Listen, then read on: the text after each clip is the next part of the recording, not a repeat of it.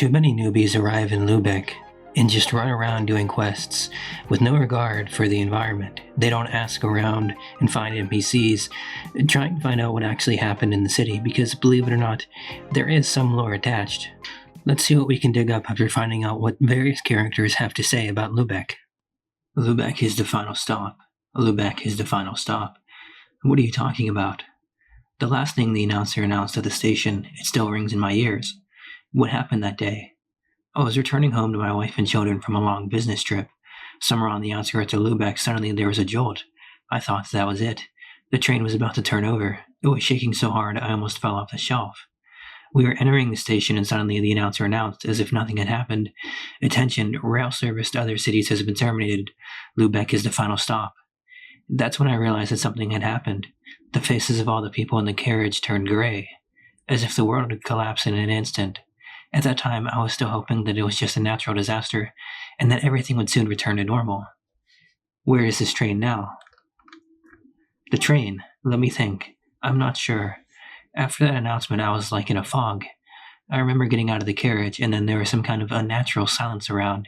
People seemed to have frozen. I think the train was supposed to stand on the railway track, but it was like I was knocked out, like a piece of my memory was cut out. I don't know where it is, and, I'm even afraid to find out. What kind of people live here? Those who are useful to the city live there. Some go on patrol, some plow on farms, some serve in the union. Traders like Ivy at the station or Microphone in the House of Culture. We don't need parasites. There are also stalkers. It's another conversation. It's unclear whether they are more useful or harmful. How was the union formed? After the cataclysms in 1986, the remaining security forces in the city who did not flee and die immediately, and their surviving party leadership decided to unite and fight the beasts that had entered the city. Tell me about the cataclysm, what happened that day. At first there was a glow so bright that it blinded everyone around for a second. A huge beam opened up in the sky, and then something completely unpredictable happened. A wave, a splash, a blow, an energy release, some kind of... Damn, I can't even find the words. It hit so hard that half the city was mowed down in an instant. We thought then the war had begun. A nuclear bomb had fallen. No doubt. And then the wave subsided, and only a glow remained in the sky. Those who did not have time to take cover in the building took on a terrible dose of radiation, as it turned out later. I then volunteered to help, went to look for the wounded. I saw a man walking, staggering. Concussion or something, I think. I came closer, and realized that his entire back is black with soot. His clothes are all burned. He walked a couple of meters and collapsed. I, a fool, grabbed him, wanted to drag him to the medical unit, and at that very moment my hands were covered in blisters. People received such a dose of radiation in a matter of seconds that their skin peeled off in strips. Panic, screams, yells. What can I say? It was not very pleasant. Radio communication went to hell. It was as if we were the only ones left in the whole world. What happened next? As if that wasn't enough, mutants started crawling out of every crack, from the sewers, from the basements, and anomalies started burning us. People were running, hiding, dying. They were simply going crazy from what they saw, and no wonder. Then the remaining command hid all the women, children, and sick people in a bunker. The rest were gathered, well, those who could still hold a weapon, and into battle. I was there myself. I remember everything as if it was yesterday. Then Greek showed himself. People needed a leader so they wouldn't go crazy with fear. He gave us hope, faith, so that we could handle it. After the city was recaptured, they decided to build powerful walls so that such a meat grinder would not happen again. That's how the Union was strengthened here. And then the connection returned, and we managed to get in touch with other survivors. We united and began to create a network of units outside the city to exterminate mutants and maintain order. And the people in the bunker, did they survive? Some problems came up, but thanks to the actions of the command, the situation was resolved with minimal issues. However, Gaidar poses a different story, which is quite interesting. Do you live here? I was born and raised in Liubech. My old apartment is here. My whole family was here. If you're asking if I live at the station, then no. I'm just staying here temporarily. So you remember the day it all started. The zone. You can't forget something like that, no matter how hard you try. I know they brainwashed you with the checkpoint. They said the Union saved our asses. But I'll tell you this. They screwed up big time. Of course, what could you expect? This was our former government, the great USSR, damn it. The Union is basically the same thing. They weren't prepared for anything. We had no supplies, no weapons, and this was a military city. If we'd had something to fight back with, we would have saved a ton of lives. Did they tell you about the bunker? At the checkpoint, they told me about some kind of wave that hit the city. Yeah, but we still haven't figured out what the hell it was. It seems like radiation in lethal doses. The strangest thing is that it happened in a few seconds, and then poof, everything is gone. What about the bunker? After this wave, mutants flooded in. All the sick, the disabled women and children, they hid them in a bunker. Well, as many as they could. After some time, a message came in that the creatures were pouring into the bunker, straight from underground. So what do you think? Did they try to save anyone? Did they start any kind of special operation? Hell no. They ordered us not to open the door under threat of execution. People were left to be torn apart. In the darkness underground, they died alone. I didn't know. Of course you didn't. The Union doesn't like to remember this, and they forbid us to discuss it. Like, we're undermining their reputation in the eyes of newcomers. But I don't give a damn about these roles. People should know the truth. When you ask him about a quest, he says that the zone breathed life into apartments in Liubech.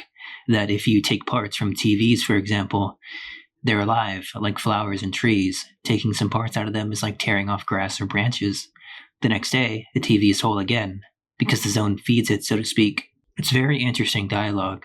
This monument to Liubech reads, "Free happiness for everyone." It says it's from some Russian book. We can basically assume that's Roadside Picnic.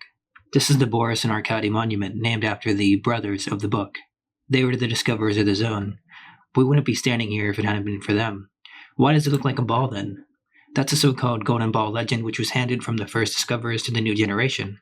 It says there's the most powerful artifact, the golden ball, which is capable of fulfilling people's wishes. But the weight of the artifact is blocked by an anomaly, which can only be overcome by the cost of somebody's life. So only 2 stalkers can reach the golden ball, one of them dies, and the other one has a chance to touch the ball. Now we know there's no such thing, and it's just a kind of symbol for us. What do the words on the postament mean? Happiness for free? According to what people say, one stalker named Redrick sacrificed his companion in order to get to the golden ball. When it was time to express his will, he couldn't find proper words. So he literally just repeated his dead companion's last wish, let everyone be happy for free. That was naive, and the wish couldn't possibly be fulfilled. Don't forget, Boris and Arkady had just made this legend up to show us how unfair and sometimes cruel the world around us is. What if his wish did come true? Well, on the one hand, it may have. People feel happy when they accomplish what they've wanted for so long after they overcome lots of obstacles on their way. If you think of the zone like an obstacle zone, you'll see that it's the way to happiness. The zone gives people what they ask for. Scientists and philosophers now have a subject they can study forever without being able to ever entirely understand the essence of it. Those bloodlust maniacs and murderers have mutants to take it out on. Fighters got engaged in endless fights between the members of different clans. Traders have a huge range of goods they can sell and buy. Even those who are outside the perimeter have their own piece of the pie.